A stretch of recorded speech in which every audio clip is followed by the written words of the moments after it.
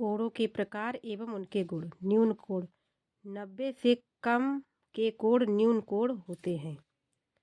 समकोण 90 का कोण समकोण होता है। अधिक कोण 90 से अधिक और 180 से कम अधिक कोण कहलाते हैं। सरल कोण 180 का कोण सरल कोण होता है।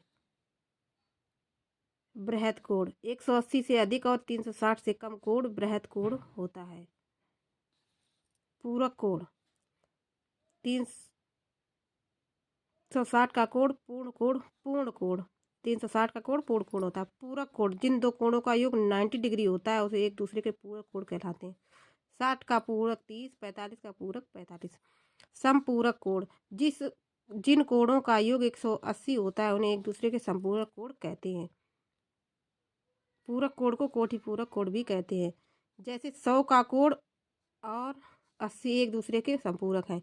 आसन्न कोण दो आसन्न कोण होंगे यदि उनका एक ही शीर्ष बिंदु हो, उनकी एक उभयनिष्ठ भुजा हो।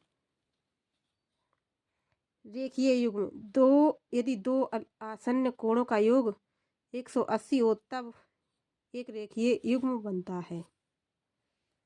शीर्षाभिमुख कोण जब दो रेखाएं एक दूसरे को प्रतिच्छेद करती हैं तो शीर्षाभिमुख कोण के दो युग्म बनते हैं।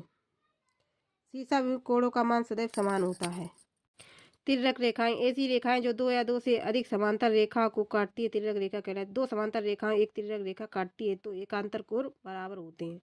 एकांतर कोण कौन से? 4 5 एकांतर कोण। 6 3 एकांतर कोण।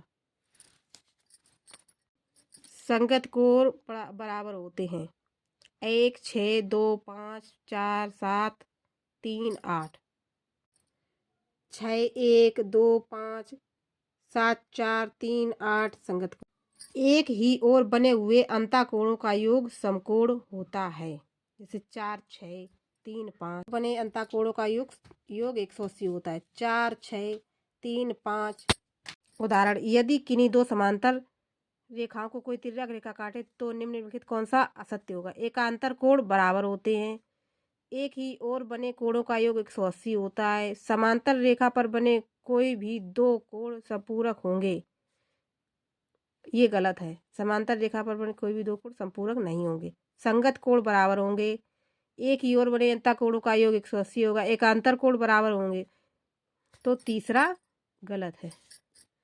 किन्हीं दो समांतर रेखाओं को तिर्यक रेखा काटे तो उससे बनने वाले कोणों के बीच संबंध 1 2 3 1